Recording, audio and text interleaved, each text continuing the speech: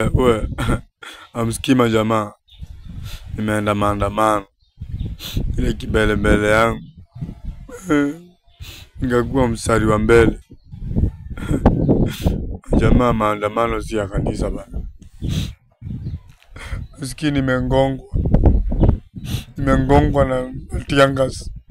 Sasa nasikia ikizunguzungu kama ng'ombe. Maandamano kweli si ya rika yangu bana. Maandamano si ya rika yangu bana. Akitu afoindi. Mimi nasikia tu kama nimeishiwa na nguvu. Niko tu hapa majamaa. Nimengongwa kama shetani. We, laiti ningelinjua singeenda maandamano.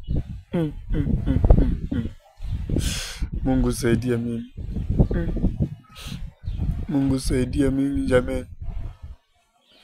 Nimengongwa. Kungongwa. Mbona nilienda jamani? Laiti ningelinjua singelitoka kwa nyumba yangu. Ningekaa tu kwa nyumba yangu mpaka jioni. Yo mgongo jamani.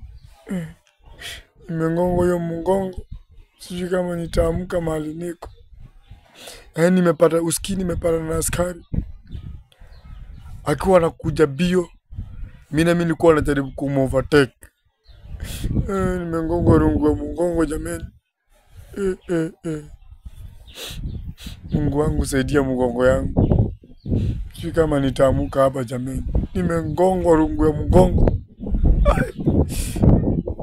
Mungu saidia mimi.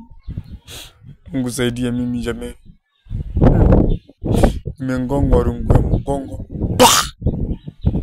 Akanifuatisha tiangasi.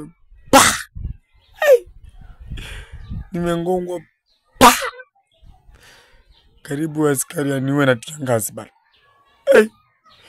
Jamani, si angenigonga tu rungu na achana na mimi. Sasa ukingonga mtu na rungu tena unamuongezea tiangasi. Mungu wangu saidia mimi. Lakini at least leo nimetoka na lesson.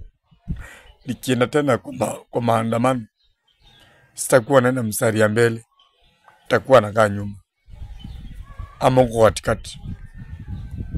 Kumbe ukilidi maandamano, wewe ndio unafikiwa wa kwanza. Sikuwa najua, nilikuwa nadhani utatupa katikati.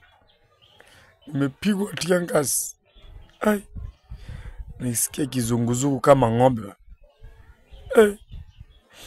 Hata sijui kama nitakula leo. Nimeishiwa na nguvu kabisa.